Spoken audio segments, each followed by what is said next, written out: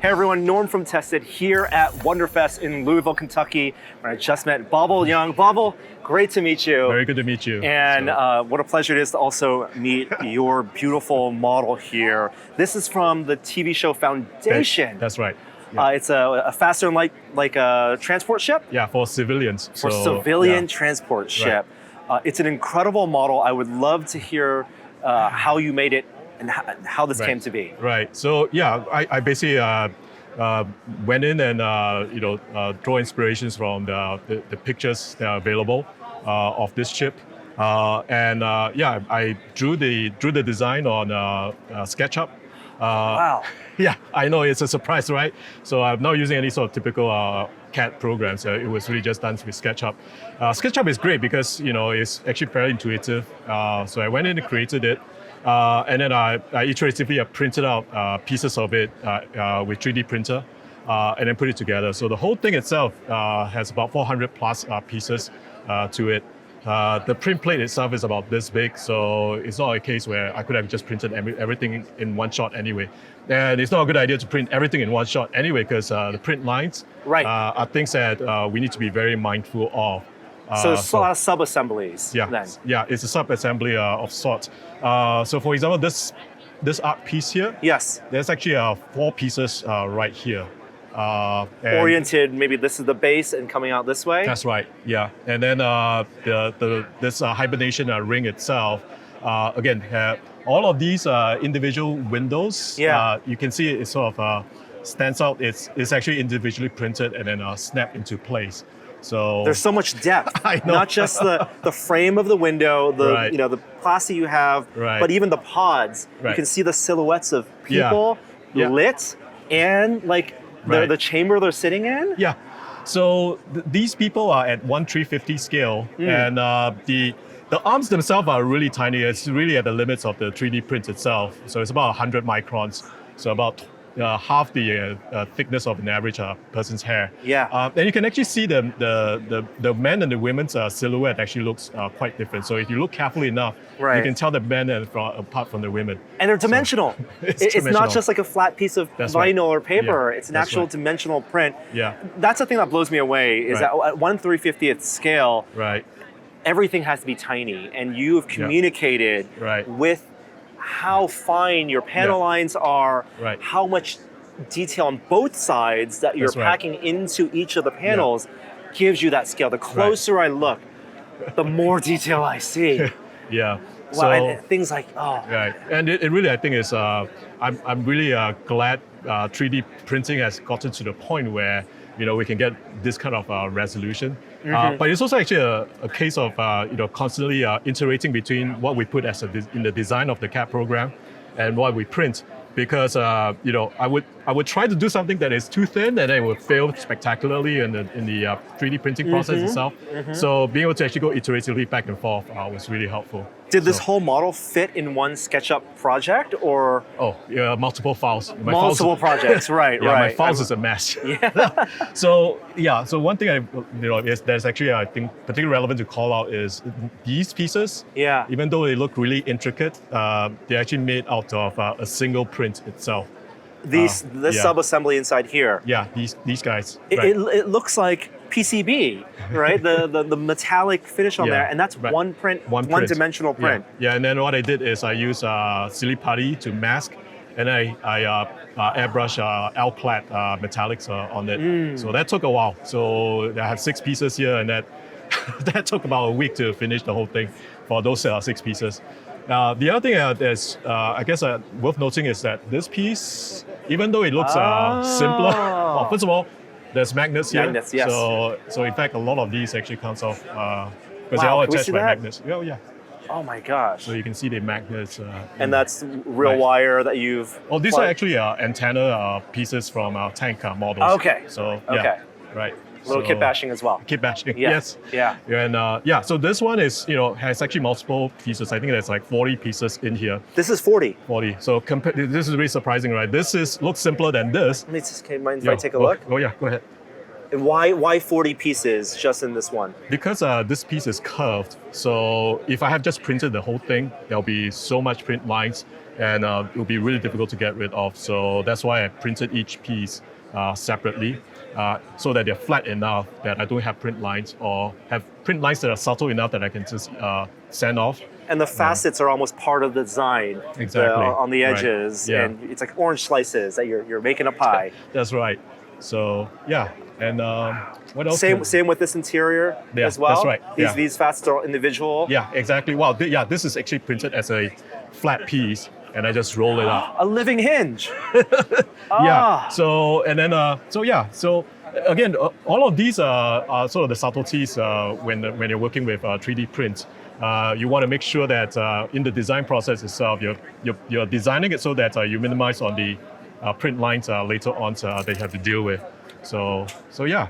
Well, talk to me about the lighting as well, because Sure. Okay. I see backlighting for the pods. I see fiber optics. Is that right? Yes. For the tip of the antennas. Right. And if I'm looking into that bridge here, also fiber optics. Yeah. So if you look carefully into it, right? Yeah. So you got two pilots sitting in it, and then in the back, what I've done is I've taken a photo etch meant for Millennium Falcon 144 scale, and I took that and I put fibers behind them to backlit them in order to actually project those little pins of lights.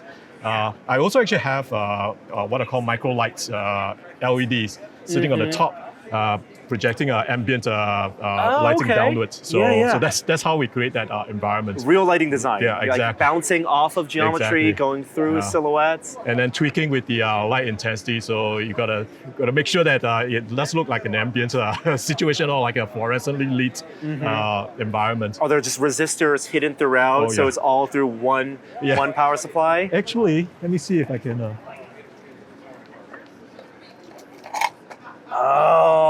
This is an example of all the fiber. Lit it up for you. So wow, and all from 9-volt. Yeah. Oh, and so this is a recreation, maybe a first pass of your. Yeah, this is the first pass of the system. An example of the modularity. As well, then. Exactly. Right. So let me lit it up so that you can see. Oh wow! You use colder lights. I noticed different, colder and warmer. Right. And it's brighter here than you have in your finished one. Right. You're tuning it. I'm tuning it exactly. And then you saw the pin light right there for the fiber optic. Yeah, there's a brass rod with the fiber coming out. And if you turn to the back, you can see these are 4 LEDs. Yeah. And then there's 2 more micro light LED on the top here. And the nice thing is that what I've done is I've designed and printed this LED holder piece. So I slot the LED in. And then from the top, I have little holes that I can put in the optical fibers. So that way, I can keep everything well managed because there's so many pins of light that I needed. Yeah. So you can see that's what it looks like at the end. So with this, I can support 4 different light sources. And then it's a tight pack to pack everything in there. Is that how the whole thing breaks apart? This modularity for repair and for maintenance? Yeah. Well, more like because I want to make sure the print is all high quality everywhere. So that's why I do it this way. So and then it comes together, fairly nicely. One thing I was actually really afraid of is this thing is about 2.5 feet tall. Yeah. And about only 1 inch thick. Yeah. I was actually worried that it would actually collapse from its own weight. But I added actually wooden struts in there, as well as making sure that the resin printed supports are strong and thick. So yeah. It's so clean. It's so clean. The aesthetic of miniatures widely ranges, but with how clean your modeling is, the detail and the paint, there's also subtleties of gradients. Oh yeah. Can you talk about the finish even on like the lighter panels? So one of the things about building large ships, is that if you just paint it, uniformly, it doesn't project the scale well. So I actually have two things that I do to actually convey a sense of scale. So like you mentioned, there is actually gradients in terms of the brightness of the color. The other thing I actually do is you can see on this one, for example. Do you see that piece is actually slightly yes, more proud. Yeah. So the reason that's like that is because, and this is actually another piece. Is basically what I did is I cut styrene sheets and I just pasted them down to match with the profile. And that actually adds another layer of dimension to the thing. So, and that's this choice you made as you were assembling. Yeah, that's right. So you didn't have to reprint it. Yeah. So as much as you get the perfect fit and finish and the look in SketchUp, you still need to have it physicalized before and how real light hits it. Yeah. Well, that's part of it, right? So that whole organic process of 3D of building, right? But the other thing is that I knew that when I actually was doing this, I cannot print this this offset because when you print this offset, right, it makes it much harder to sand at the end of it. So so that's why I had to do it this way. I sand it down, make sure everything is smooth before I add in that extra piece. So it's really you know, a lot of you know, sort of detailed thinking that goes into this. And, order of operations, all your model making order of operations. Yeah, but here's the thing is that, you know, I really enjoy the build process. Is, you know, it took me 1 year and 3 months to do this one, but you know, it's a case where I can you know, drop this, you know, do my work, and then when I have time, I come back and do the next piece. So I really enjoy the build process. In fact, I get a little sad when I finish something because then I need to think about what I'm going to build next. And so yeah. So yeah. Have you ever had a chance to show this to anyone related to production, or do you know if the production's aware of this model? I actually am acquainted with Ian Hunter. So Ian Hunter is one of the FX people that worked on this TV series. So he actually goes to the same model kit store that I go to. So one day I bumped into him and I told him that I was building this ship. It was nice enough to actually share a lot of pictures of a production model that they have. So I drew a lot of inspiration from that. So and shout out to Burbank House of Hobbies. Is that where you go? Yes. Burbank House of Hobbies. Absolutely. Yeah. So So it really was you know, a big thanks to him for actually you know, making those pictures available. And we know for production, you know, they would never have the time to spend a year to devote to making a ship like this. So how rewarding it must be for them to see it realized this way. So yeah, there's also a difference between you know, making something for FX and making something for, you know, a model builder like this community.